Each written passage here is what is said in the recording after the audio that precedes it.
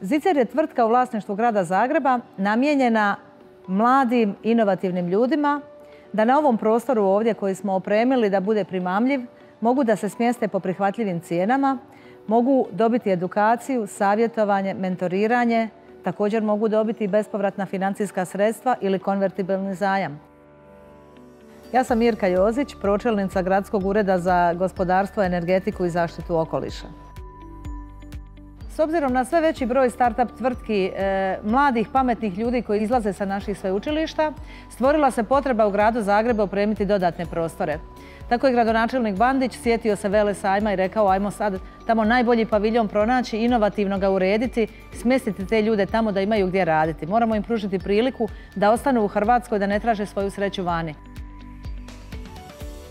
Zicer svojim korisnicima pomaže da ostanu živjeti u Hrvatskoj, a njihovim proizvodima da se isele u inozemstvo.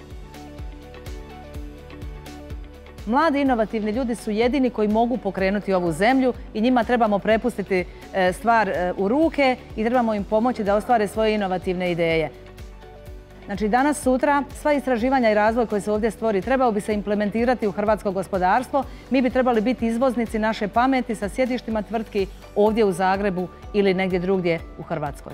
Iz EU sredstava dobili smo novce kojima ćemo opremiti naše laboratorije koji onda mogu poslužiti kako našim start-upovima, tako i znanstveno-istraživačkim institutima, akademskoj zajednici, a nadamo se i gospodarstvu, jer je to nužno za pokretanje razvoja u gradu Zagrebu i Republici Hrvatskoj općenito.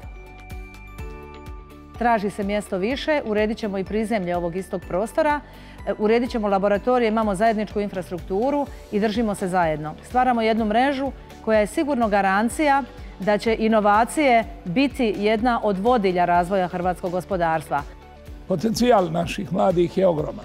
O tome svjedoče brojne nagrade i priznanja koje Zicerovi korisnici ostvaruju međunarodno. Zagreb sa Zicerom postaje važna točka na evropskoj start-up karti.